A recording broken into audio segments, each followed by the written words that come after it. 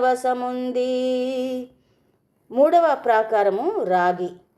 ఆపై చేరితి మూడవ ప్రాకారము చతురస్రాకార ఏడామడల ఎత్తున ఉండి కల్పవృక్షముల వరుస తరువులతో రతనాల బీజాల దివ్య ఫలాలతో బంగారు రంగుల పూల సుగంధాలతో నవనవలాడేటి సుందరవనములు నడుమనున్న పుష్ప సింహాసనమందు ఆసీనుడై కనిపించు వసంతుడు.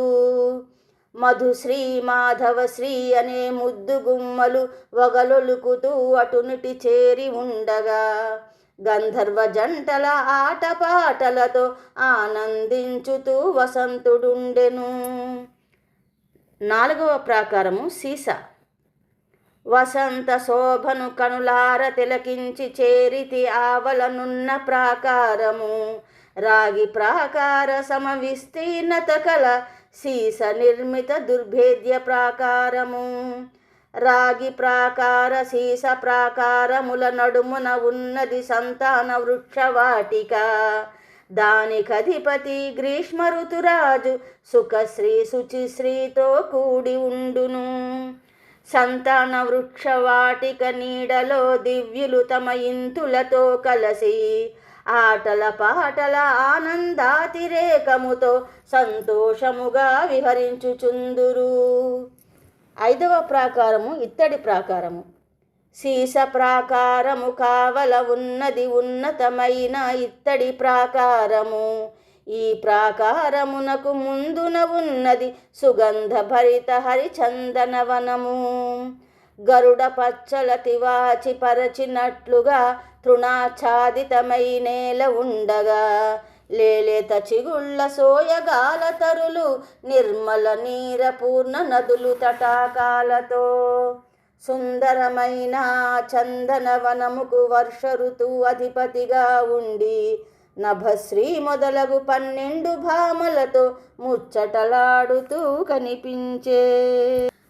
ఆరవ ప్రాకారము పంచలోహము.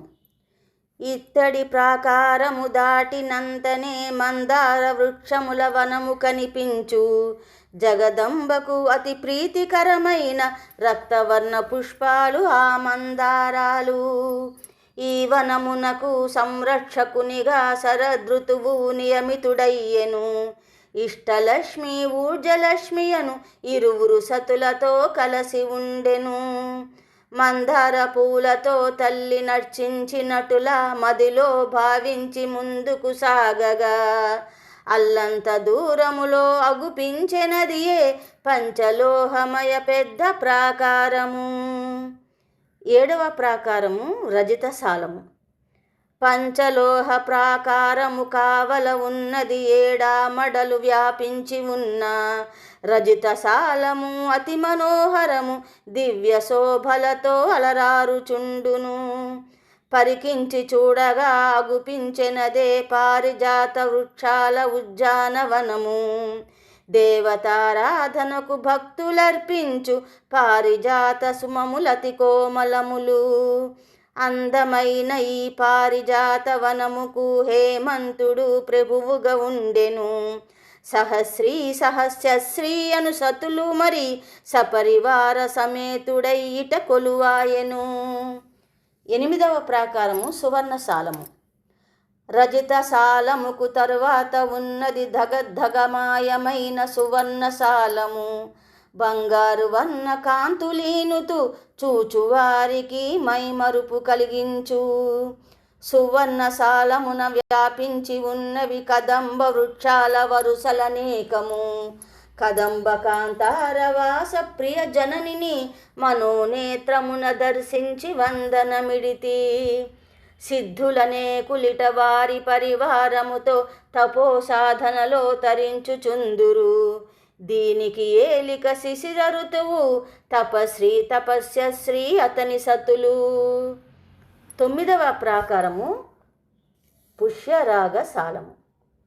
సువర్ణశాలము దాటినంతనే కనిపించు మనకు పుష్యరాగశాలము. పుష్యరాగ ప్రభలతో సొంపులీనుతూ పరిసరములన్నీ ప్రకాశించుచుండే. సువర్ణశాలము కన్నా తేజోమయము సుగంధ పుష్పముల కాలవాలము. గంధర్వాదులు తమ సతులతో కూడి నృత్యగానాలతో పరవశింతురు. పుష్యరగశాలముకు 8 దిక్కుల దిక్పాలకులు ఇంద్రాదులు ఉండి తల్లి దర్శనముకై వేచి ఉండెడి వారినందరిని కనిపెట్టుకుండును. 10వ ప్రాకారము పద్మరాగ ప్రాకారము. పుష్యరాగశాలము కావల ఉన్నది 10 ఆమడల పొడవుతో విశాలమైన కుంకుమ పూత పూసినట్లగుపించు పద్మరాగ ప్రాకారమత్యంత సుందరము. పద్మరాగ కాంతులతో ధగధగలాడుతూ కనిపించునట గోపురమ్ములు మండపములు.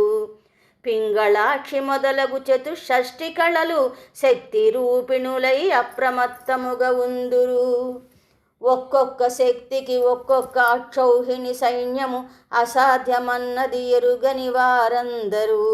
1,00,000 బ్రహ్మాండాలను త్రుటిలో నశింపచేసే అసమాన పరాక్రమధీశాలులు వారు.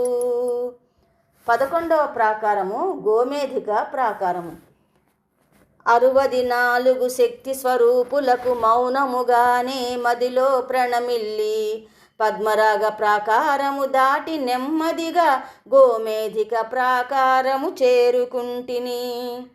పద్మరాగ ప్రాకారము వలె ఎత్తు కలిగిన గోమేధిక ప్రాకారము బహుశోభాయమానము. సమస్తము అట గోమేధికమణి నిర్మితము. అడుగు పెట్టగానే దివ్యానుభూతి కలుగును.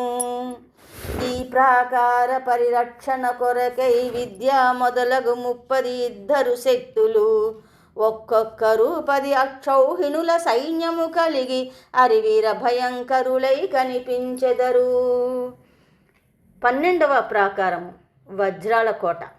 వారికందరికీ మదిలో మ్రొక్కి గోమేధిక ప్రాకారము దాటిన వెంటనే మిలమిలలాడుతూ అల్లంత దూరాన కనిపించినదే వజ్రాల కోట.